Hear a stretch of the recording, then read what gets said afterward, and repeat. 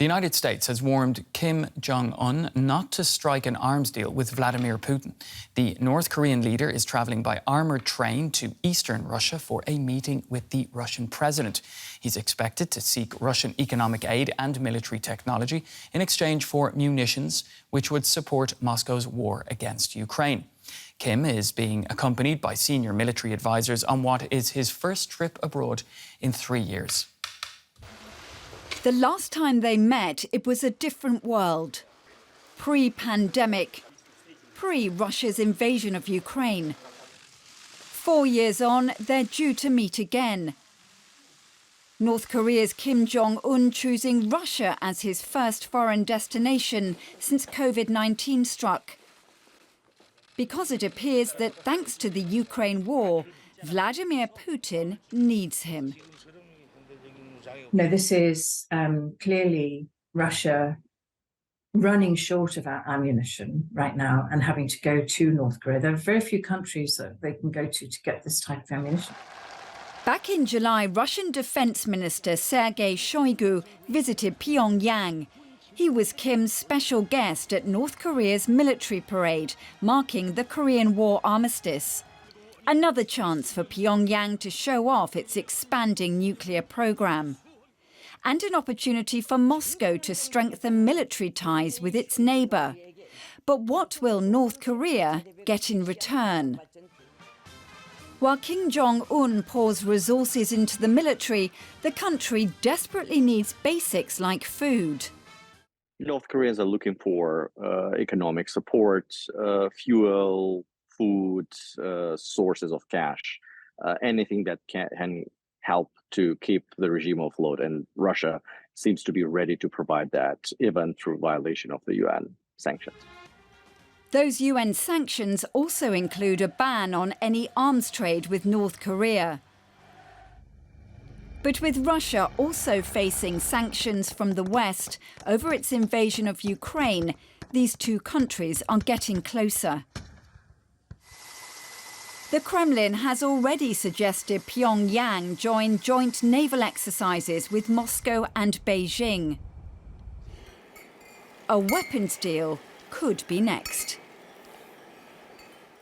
Yeah, Yoon Shin is a reporter and news anchor with South Korea's Arirang TV and joins us from the capital, Seoul. Thanks for joining us here on DW. So, North Korea's leader Kim Jong Un has arrived in Russia for talks with Vladimir Putin. What does North Korea have to offer Russia and vice versa?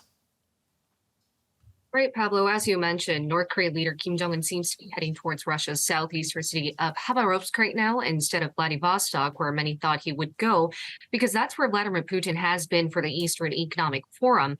And we're still yet to find out where and when the two leaders of North Korea and Russia will meet in person. This morning, though, the Kremlin announced that Kim and Putin will hold a summit in the Far East within the coming days. And what's expected to be discussed is an arms deal. And that's because in a picture released by the Pyongyang's official Korean Central News Agency, we saw Kim walking down a red carpet at Pyongyang Station Sunday morning, along with his foreign minister Choi Sun-hee and his top military personnel before boarding his train. And this includes the regime's top two military officials, Lee Byung-chul and Park Jong-chun. Now, if an arms deal were to pull through, here's what experts think Russia and North Korea could be gaining. Russia would probably be able to reboot its ammunition. It's been running out since the war in Ukraine has been prolonged and Russia has been facing numerous sanctions. And analysts believe North Korea has tens of millions of compatible Soviet-era artillery shells and rockets that could add on to Russia's war of attrition.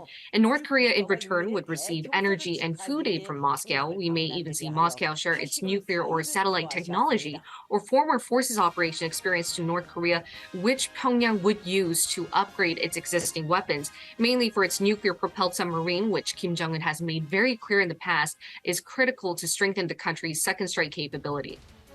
Now, both countries are affected by international sanctions, as we know. Can stronger ties between the two countries make up for this? And how could this meeting affect both countries' relationship with China? So what we know so far is the United States has made it very clear, and South Korea as well, that if an arms deal were to be signed, this would go against the UNSC Council resolutions. And as you mentioned, these two countries have so many multilateral and international sanctions slapped onto them, though South Korea hasn't been as direct as to whether it would impose sanctions on the two countries following Kim Jong Un and Vladimir Putin summit, as much as the United States has said. Seoul did say any weapons trade with North Korea directly does violate the UNSC Council resolution. Now, after talking to a few North Korean and East Asian experts here in Korea, they're saying that it would simply be another rhetoric for countries like South Korea and the U.S. to slap sanctions. Some experts are saying, as we've seen in the past, the effectiveness of sanctions are questionable, as they haven't stopped the North or Russia from doing what they were told not to do.